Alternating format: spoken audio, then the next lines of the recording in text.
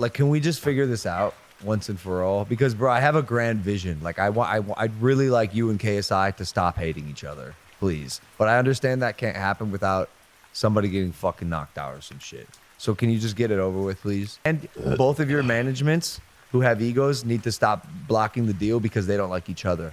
Your management should not be getting in the way of you two putting out a big event. Hey, guys, if you like that clip, hit the subscribe button. And if you want to see more zany clips, click the video right here. I think he's looking to maybe even fight Speed. KSI is old. He's like 34 or something. I think he's like 32, maybe 30. That's old. 31, 32. That's old. He fits. And he's retired. So there's a chance. He's a retired boxer. Like, he doesn't actually box, so it fits my. It's the weight problem, right? The age-old weight problem. I'm ready. No, you're not. Look. No, you're not. I'm Neither is literally he. ready. He's too light. Well, I need a prediction. I didn't get a prediction on Jake. What happens? Why at this stage would you step into the ring again? Because I can. Who else can do it but me? Let's look at it. Who else is he gonna fight to make this happen? We got a YouTuber fighting the greatest fighter that ever lived. I'm here to make $40 million and knock out a legend. I don't give a about anything else, and he's the one that wanted it to be a pro fight, so he's gonna get his ass knocked out for real, on a real record. Are you surprised that went the distance? Well, I need a prediction. I didn't get a prediction on Jake. What happens? But here he's asked what his prediction for the fight is. And the first thing he does is a big signal for interrogators and interviewers because it's a non-answer statement. He doesn't answer the question. Instead, we see a bunch of really interesting things. So first, we see a lip compression. So he's asked what he thinks is going to happen in the fight, and as he's thinking, his lips compress, they thin out. And lip compression is associated to withheld opinion or disagreement. So think about how somebody might be saying something about someone, or how nice they are, or how sweet they are, and you disagree, but you don't want to say it, you might just, those lips get tight. We're trying to hold our words in. So he's holding something in, those lips are compressed, then we see a lip lick. The tongue comes out and licks the lips. And this is closely associated to stress. When we're stressed, the mouth dries out, and we see a lot of these lip licks. It's also associated to grooming, which is any gestures that we do to fix our appearance. And when we lick the lips, it brings more color to them, it makes us more presentable. So often you see this when all of a sudden we become self-conscious. And even verbally, he starts with what we call a verbal leap. So all these things, all these sounds just buy us an extra second to think. So we have this delay here. He's potentially a little self-conscious. We're getting that withheld opinion. We're seeing a bit of stress. Then when the answer comes to him, he relaxes, he turns to the audience and delivers a non-statement. He was asked for a prediction. He doesn't predict what's going to happen. He just goes, hey guys, this is going to be really interesting. I'm sure you're going to enjoy it. So that's his answer. This kind of global thing about how much they're going to enjoy it, but no prediction. So the interviewer notices that. So he asks again, I need a prediction. And at this point, what does Mike Tyson say? Listen to the words. Mike Tyson, successful. That's the first word he chooses to use. Then victorious. Mike Tyson successful, victorious. So let's really focus on that first one. Mike Tyson successful. He immediately gets off the topic and says, you know, today is Ramadan, it's my holy holiday, so I can't say how I truly feel. Which, saying that he can't say how he truly feels really corresponds with that lip compression that we saw in the beginning. Some experts believe the fight may not have been entirely rigged, but suspect there were pre-arranged agreements to tilt conditions in Jake Paul's favor. These speculations stem from Tyson's restrained performance, which seemed to prioritize showcasing Jake rather than offering genuine competition. I have a question. Yeah. Does anyone here think that it was rigged?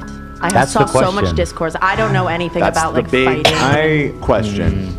I think rigged. I wouldn't go as far as to say rigged. However, I think that they had a gentleman's agreement to go easy.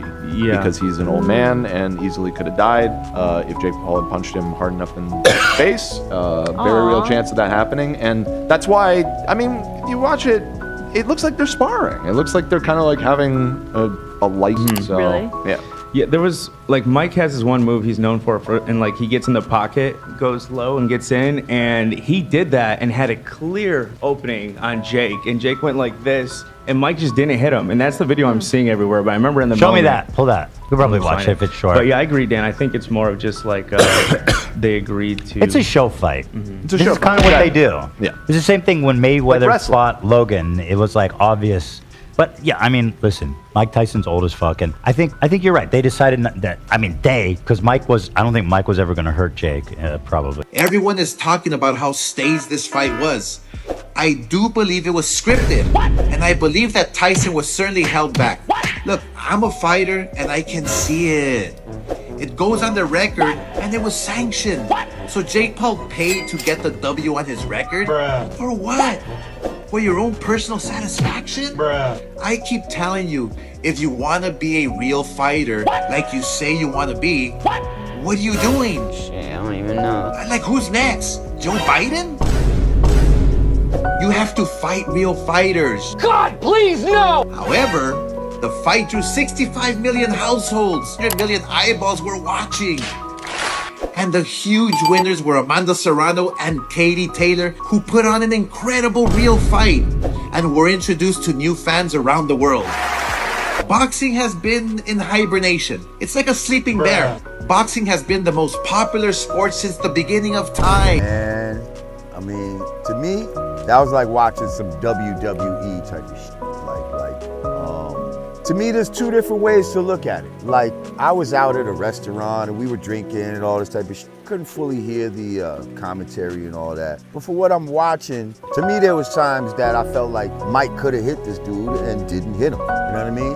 But then on the converse, you know, people saying, yo, this dude Jake Paul was actually giving Mike some mercy. You know what I mean? Mike's legs was looking bad, and you know, I think the whole thing was scripted. The whole thing was just a money grab. And for a lot of us that love Mike, and despite what he said in that interview with the girl about the legacy, we love him and his legacy, and we didn't like what we saw last night. What we saw last night seemed like something that very much tarnished his legacy for a little bit of bread, you know? And somebody will say, oh, 20 million, that's not a little bit of money. Well, you know, I was talking to my man Isaiah Washington earlier, and he was breaking it down as far as like, nigga, you know the government takes half, you know what I mean? Then you gotta give your handlers or whatever 20%, you might graciously walk away with 5. You know what I mean? You might get 5 out of that 20. You see what I'm saying? So is $5 million, I mean, and that's nothing to sneeze at. I'd love to be paid $5 million for something. But is that worth tarnishing your legacy? Someone like Mike Tyson, you know? I think a lot of us would say no, you know? Yeah, I think it was just a disappointing performance. Jake Paul versus Mike Tyson was 100% scripted. Mike Tyson repeatedly bit his boxing glove throughout the fight. When fights are scripted, fighters do weird gestures to signal that they're hurt. It's very possible Mike Tyson was biting on his glove to tell Jake Paul to calm down. Now, if that's not enough proof that this fight was scripted, in the middle of the fight, Mike Tyson is literally talking to Jake Paul while they are clinching. And in the middle of the fight, the referee told Jake Paul to stop measuring. You who don't know, in boxing terms, measuring means that you're setting up for a knockout by seeing how far your opponent is with jab. The referee literally told Jake Paul to stop measuring, and before the fight, we see Mike Tyson and Jake Paul whispering stuff to each other. Mike Tyson biting on his gloves, whispering secrets to Jake Paul in the middle of the fight, and the referee literally telling Jake Paul to stop measuring during the fight. That should be enough proof that this fight is scripted. Attendees at the live event quickly voiced their skepticism about the fight's authenticity. Many reported feeling let down by Tyson's performance, stating that they did not expect him to participate in what they perceived as a scripted spectacle. We just asked everybody walking out if they thought the fight was rigged, and I think you know their answers. Check them out. What about y'all? Was it rigged tonight? Was it legit? Rigged. Rigor mortis. Hey, Rigor mortis. It was scripted. It's all good though. I thought, yeah, it was rigged. Tyson. I feel like it was rigged, but if I was in there, I would have won. It was rigged. Dog shit, brother. I'm telling you how it's going. This was honestly more interesting paint dry. More interesting paint. Come from Australia to this dog shit. So you think it was rigged? You're damn right. Tell us about that. I did not like the fight. The fight was lame. I wasted my money.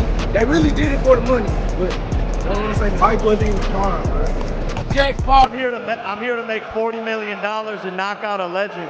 I don't give a about anything else, and he's the one that wanted it to be a pro fight, so he's gonna get his ass knocked out for real, on a real record.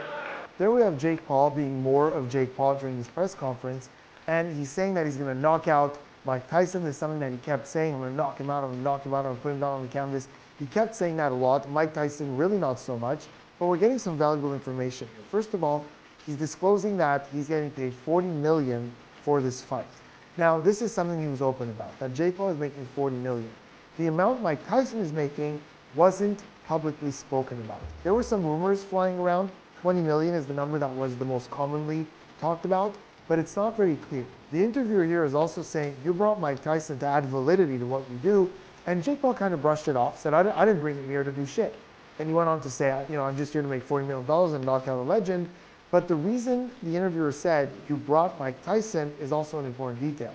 This fight was produced by Jake Paul's company, MVP, Most Valuable Promotions. And he worked with Netflix to produce this event. And I think that's an important detail. So at some point, him or someone on his team approached Mike Tyson to make this happen. That's a good note. Why at this stage would you step into the ring again? Because I can. Who else can do it but me?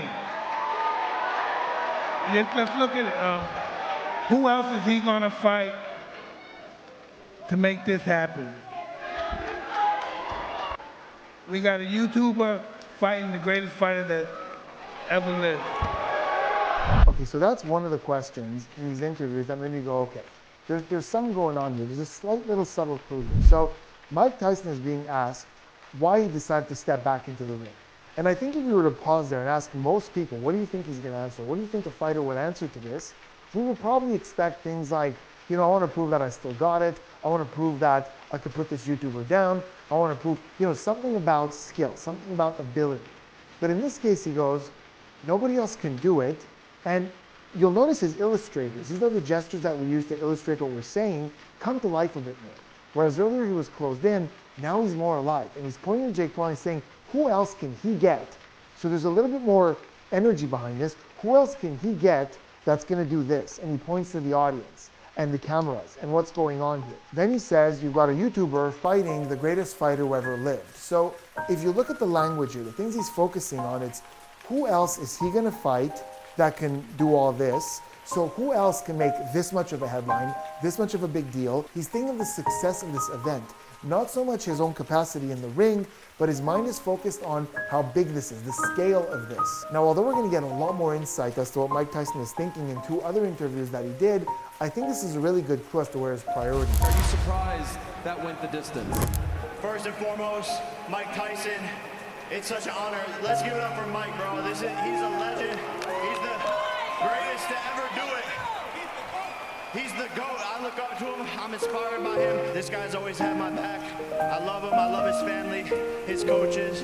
Amr, Billy White, Raphael, amazing group of people. Who Kid, recently broke some news about how he spoke to one of the Paul brothers and that they had an agreement that no one was supposed to get severely injured and that the fight had to last at least through the 6th round. As I was watching the fight, I'm like, damn, it looked like Mike came out a little hot, and I saw him do this one thing where he kept biting his gloves. I know there was a big age discrepancy here, right? Jake Paul being 27, Mike Tyson being 58, of course. But I'm thinking to myself, I'm like, is he biting onto his glove to hold back? Because it looked like he had something there. Even some of the jabs Mike threw, I'm like, I'm not trying to be conspiracy theorist here, but thinking to myself, I'm like, I don't know if Mike completely exerted himself or he just got really tired. I don't know about it being rigged or not, but I do feel bad for people who really are invested in the sport. You want to know why I also think it might be a bit rigged? When the fight ended, Jake Paul kept calling out other fighters, and he kept referencing, you guys need me, you guys need me, and I'm realizing he's meaning his money. So if boxers and people in the industry know that, hey, if we go get with Jake Paul, we'll make X amount, I wouldn't take it off the table. Don't be pathetic.